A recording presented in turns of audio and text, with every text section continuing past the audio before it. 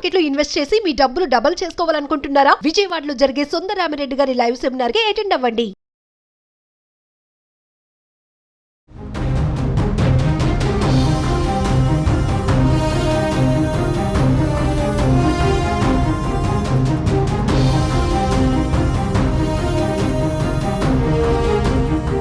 నమస్తే, welcome to Suman TV.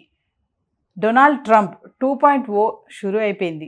మరి America 47వ అధ్యక్ష పదవికి బాధ్యతలు చేపట్టేశారు. మరి ముందున్నటువంటి సవాళ్ళు ఏంటి, ఎలాంటి నిర్ణయాలు తీసుకోబోతున్నారు, మరి దీనిపైన మరింత సమాచారం అందించడానికి ఈరోజు మనతో పాటు ఉన్నారు centre for human security studies founder and executive director Kanneganti Ramesh Babu garu. మా సార్తో మాట్లాడదాం.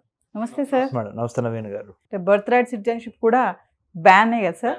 ఒకటి కాంట్రవర్షియల్ ఏంటంటే, బట్ ఇప్పుడు షాకింగ్ న్యూస్ ఏంటంటే, మా పిల్లోడు కానీ మా అమ్మాయి కానీ నాకు అమెరికాలో పుట్టాలనుకుంటే నా భార్యను తీసుకెళ్ళి ప్రెగ్నెన్సీ టైంలో నేను అక్కడ వర్క్ చేస్తుంటే నా భార్యను ఇండియా నుంచి పిలుచుకొని అక్కడ పెట్టుకొని once she gives birth either to a boy or a girl, automatically the baby boy or a baby girl gets American citizenship, America పౌరసత్వం వచ్చేసేది. కానీ 21 జనవరి నుంచి 2025 నుంచి నువ్వు అమెరికన్ సిటిజన్ అయితేనే నీ భార్య కూడా అమెరికన్ సిటిజన్ అయితేనే మీ పిల్లలు అమెరికన్ సిటిజన్స్ అవుతారు. అంతేగాని మీరు గ్రీన్ కార్డ్ మీద వెళ్ళు, లేకపోతే స్టూడెంట్ వీసా మీద వెళ్ళు, విజిటర్స్ వీసా B1 B2 మీద వెళ్ళు, అక్కడ మీరు పెళ్లి చేసుకొని మీకు అక్కడ citizenship రాకముందలే if you have become a father or a mother, your children will not be getting any American citizenship. You got to have American citizenship to claim American citizenship for your baby boy or a baby girl. So మీరు అక్కడికి వెళ్ళి మేము అక్కడ delivery చేసుకొని మా అమ్మాయిని అబ్బాయో మనవడో మనవరాలు పుడితే వాళ్ళకి మా పేర్లు పెట్టుకుందామని చాలా మంది గ్రాండ్ పేరెంట్స్ అనుకుంటారు. ఏమని అక్కడ బాగుంటుంది, లైఫ్ స్టైల్ కానీ స్టాండర్డ్ ఆఫ్ లివింగ్ అని బాగుంటుంది కాబట్టి మా పిల్లలు అక్కడ ఉంటే అమెరికన్ పౌరసత్వం చేస్తే చాలా ఫ్రీగా మాకు ప్రొటెక్షన్ ఉంటుంది, లేకపోతే వెల్ఫేరిజం ఉంటుంది అనేది. So no longer it's going to be. So these are the list of things. I think I told you almost 15 to 20 points, executive orders signed by President Trump yesterday in the US Capitol Hill. Sir, మరి H1B visa ఇవన్నీ చూసుకుంటే మనం మొన్న నుంచి అది before అనుకున్నాం కదా, Trump కనుక బాధ్యతలు చేపడితే H1B వీసా వాళ్ళకి చాలా ప్రాబ్లం అవుతుంది, ముఖ్యంగా మన ఇండియన్స్కి అని చెప్పేసి. మరి అన్నిటికీ ఇప్పుడు తెర పడిందని అనుకోవచ్చా? H1B వీసాలు, స్టూడెంట్ వీసాలు, విజిటర్ వీసాలు, ఈ 3 రకాల వీసాలు, డిపెండెంట్ వీసాలు, వీటన్నిటి మీద ఇప్పుడే త్వరపడి మనం ఏమి కామెంట్ చేయలేము. కానీ తప్పనిసరిగా అమెరికన్స్కే ఫస్ట్ ప్రయారిటీ ఇస్తారు డొనాల్డ్ ట్రంప్. అమెరికన్ సిటిజన్స్కి నేను చెప్పేది ఫస్ట్ ప్రయారిటీ. ఇమ్మిగ్రెంట్స్కి, మిగతా semi skilled workers, unskilled workers, skilled workers from other కంట్రీస్కి తప్పనిసరిగా కోత విధిస్తాడు. There will be a cut, there will be a kind of A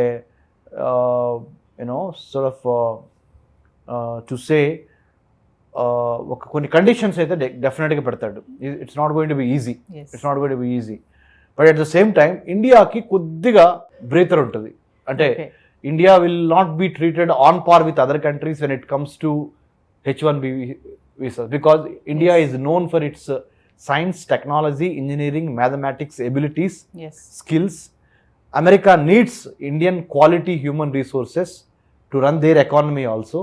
So మన భారతీయుల్లో ఉన్న ప్రతిభా పాఠవాల ద్వారా కానీ మన భారత ప్రభుత్వానికి, ఇప్పుడున్న అమెరికా ప్రభుత్వానికి, అంటే మన నరేంద్ర మోడీ గారికి, మన హానరబుల్ ప్రైమ్ మినిస్టర్ గారికి, అక్కడ the president of the United states Trump గారికి మధ్య సత్సంబంధాలు ఉండటం కానీ, ఇండియన్ డయాస్పోరా అంటే ఏంటి, Indians living in United states of America, మన భారతీయులు ఎవరైతే అక్కడ ఉన్నారో వాళ్ళకున్న తెలివితేటలు కానీ, టెక్నాలజీ కానీ, వాళ్ళకున్న స్కిల్ సెట్స్ కానీ, ఇవన్నీ ప్రెసిడెంట్ ట్రంప్ తప్పనిసరిగా దృష్టిలో పెట్టుకొని భారతదేశంతో మాత్రం చాలా లిబరల్గానే, ఉదారంగానే, ప్రోగ్రెసివ్గానే, ప్రొడక్టివ్గానే, ఫ్రూట్ఫుల్గానే ఉంటాడు అని నేను అనుకుంటున్నాను. ఎందుకు అంటే అమెరికాకి మనం ఎంత అవసరమో మన అవసరం అమెరికాకి అంత ఉంది. మనకి అమెరికా ఎంత అవసరమో అవసరమో, అమెరికాకి మన అవసరం అంత ఉంది. యా 2000 సంవత్సరంలో అంటే వాళ్ళ నుంచి 25 సంవత్సరాల క్రితం థింగ్స్ డిఫరెంట్. ఇండియా అంటే 4 సార్లు ఆలోచించి డబ్బులు ఇవ్వటం కానీ, మనకి గ్రాంట్ 4 సార్లు ఆలోచించి వీసాలు ఇవ్వటం కానీ అలా ఉండేది. 2025 కల్లా India and Indians have proved that their mental, physical, emotional, intellectual skill sets are extremely useful to bring a positive, vibrant, robust economic, political, technical changes in the United States of America. ఎస్ అంటే ఇండియాతో కలవటం మూలాన అమెరికాకి లాభము, ఉపయోగకరము కాబట్టి ఇండియాని విస్మరించే పరిస్థితి లేదు, ప్రశ్నే లేదు ఎస్ అనేది తేటతెల్లం అయిపోయింది. అంటే అమెరికన్ ప్రెసిడెంట్ కూడా తొందరపడ్డు, ఇండియాని ఇబ్బంది పెట్టాడు. అంటే మనతో అవసరం ఉంది కాబట్టి మనకంత ప్రాబ్లం ఏమి ఉండదని అని చెప్తున్నారు సార్. 100%. ఎందుకంటే అంతర్జాతీయ సంబంధాలలో శాశ్వత మిత్రులు, శాశ్వత శత్రువులు ఉండరు. ఆ దేశం యొక్క ఆ రోజు ఉన్న ఆ దేశానికి సంబంధించిన లాభం ఏంటి, ఆ దేశానికి వచ్చే ప్రయోజనం ఏంటి, ఆ దేశానికి వచ్చే ఉపయోగం ఏంటి అనే దాని మీదే ఆ దేశం తన నిర్ణయాలు తీసుకుంటుంది. కానీ వీడు పర్మనెంట్ ఫ్రెండ్ అనో పర్మనెంట్ ఎనిమీ అనో అట్లా ఉండదు.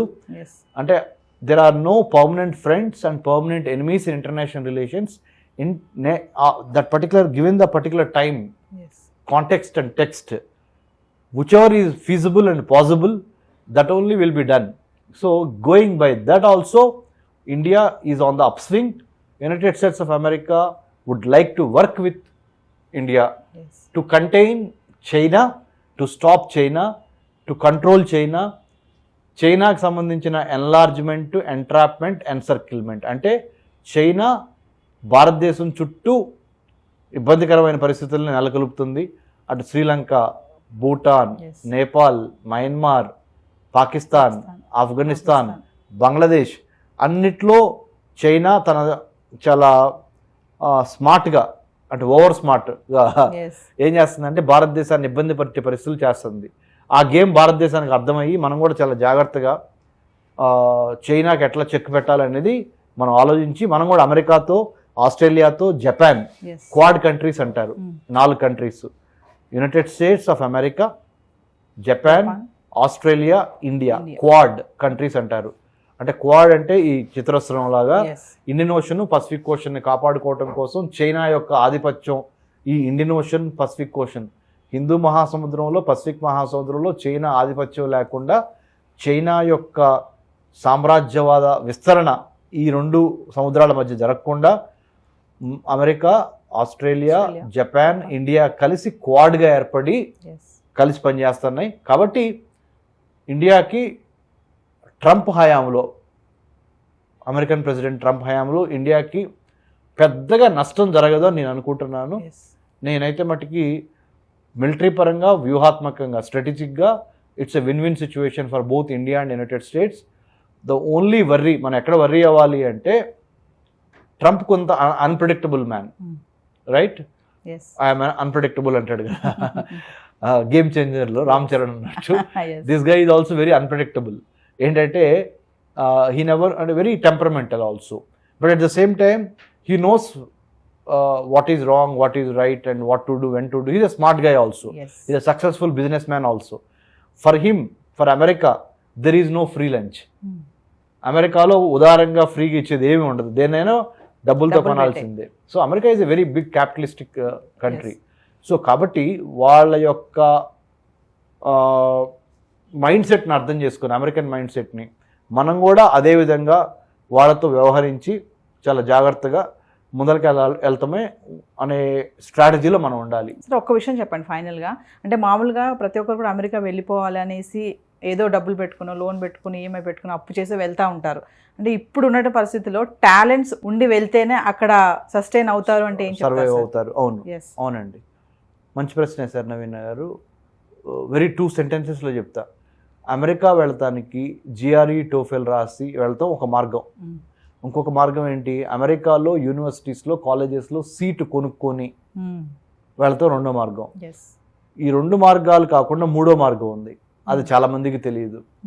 మీ ప్రోగ్రాం ద్వారా చాలామంది భారతీయ విద్యార్థులకి, మరి ముఖ్యంగా తెలుగు విద్యార్థులకి నేను చెప్పొచ్చేది ఏంటంటే సుమన్ టీవీ ద్వారా, నవీన గారి ద్వారా, మీ ద్వారా 15 దేశాల్లో చదువుకోవటానికి ఫ్రీ స్కాలర్షిప్స్ ఉన్నాయి.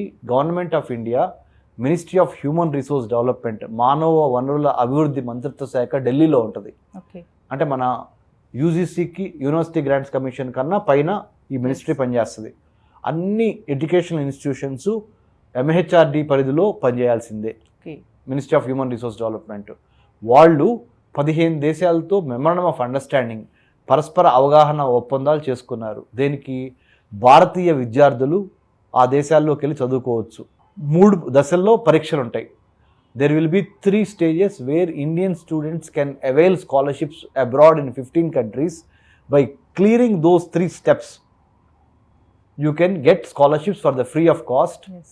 Number 1, how to apply, when to apply, where to apply. Center for Human Security Studies. I am Dr. Ramesh Kannaganti. They can reach out to me. Dr. Ramesh Kannaganti, if they Google search, they will come to know my details. I am the founder and executive director, Center for Human Security Studies, which is a not-for-profit, non-political, non-governmental think tank and research think tank working on internal security and foreign affairs of India. Yes. In Hyderabad, in Dr. MCR HRD, Marichana Reddy, Human Resource Development Institute in Jubilee Hills. Yes. Next to Chiranjeevi, Megastar Chiranjeevi గారి ఇంటి పక్కన doctor MCR HRD ఇన్స్టిట్యూట్లో మన centre for human security studies office ఉంది. They can send an email by going and opening our website, Center for Human Security Studies website, chss.org.in. Free of cost lo our think tank will help many students. Yes. Free of cost, ఒక రూపాయి తీసుకోకుండా మేము వాళ్ళకి help చేస్తాము. ఎలా చేస్తాము అంటే MHRD, government of India ఇచ్చే స్కాలర్షిప్స్ని ఎలా క్లియర్ చేయాలి, ఎలా ఇంటర్వ్యూలో పాస్ అవ్వాలని మేము ట్రైనింగ్ ఇస్తాము. అలా నేను ఇజ్రాయెల్లో 3 సంవత్సరాలు చదువుకొని వచ్చాను. అమెరికాలో 4 సార్లు అమెరికా వెళ్తే 3 సార్లు అమెరికన్ గవర్నమెంట్ స్కాలర్షిప్ మీద నేను వెళ్ళొచ్చాను. రీసెంట్గా స్టాన్ఫోర్డ్ యూనివర్సిటీకి సెలెక్ట్ అయ్యి ఆర్టిఫిషియల్ ఇంటెలిజెన్స్ని ఎలా హ్యూమనైజ్ చేయాలి, humanising artificial intelligence, designing your human centred strategy అనే ప్రోగ్రామ్కి భారతదేశం మొత్తం మీద మన centre for human security studies, AI for human security select అయింది.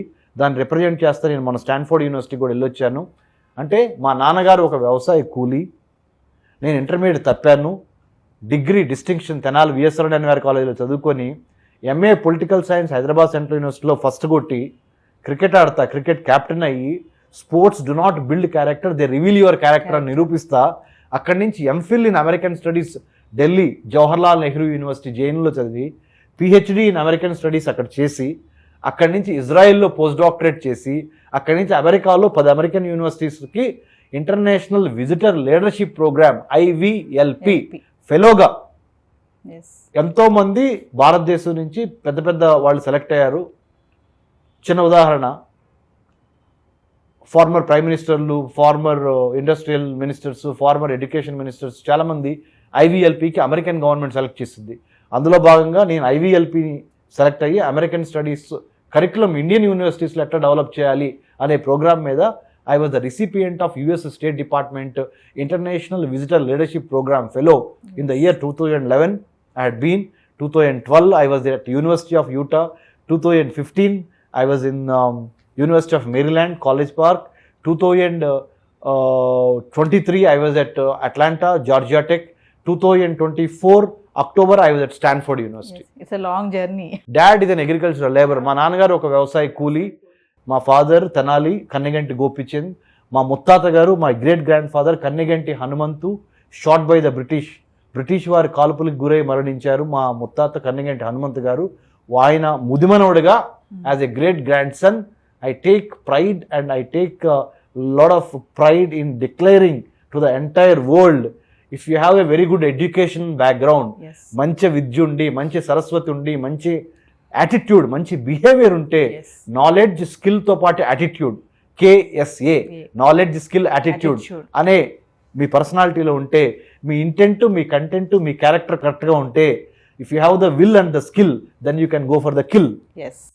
What you want to kill? Kill poverty, kill inequality, kill backwardness. And మీ నుదుటి రాతని విద్య అనే ఆయుధంతో మీరే మార్చుకొని you can enhance, empower and expand to newer horizons. So it is very much possible. If I could do it, నేను చేయగలిగింది లేనిది ఎన్నో లక్షల మంది తెలుగు విద్యార్థులు, Indian students also can do by using these MHRD, government of India higher education scholarships to study abroad. Naveena garu thank you Ramesh garu. Thank you అండి. Jai Hind. Doctor Ramesh Kanneganti. Thank you అండి. హాయ్. మొట్టమొదటిసారిగా మన విజయవాడలో క్లాస్ రూమ్ ట్రైనింగ్ అండి, 1 డే క్లాస్ రూమ్ ఎన్విరాన్మెంట్లో offline webinar జరగబోతుంది.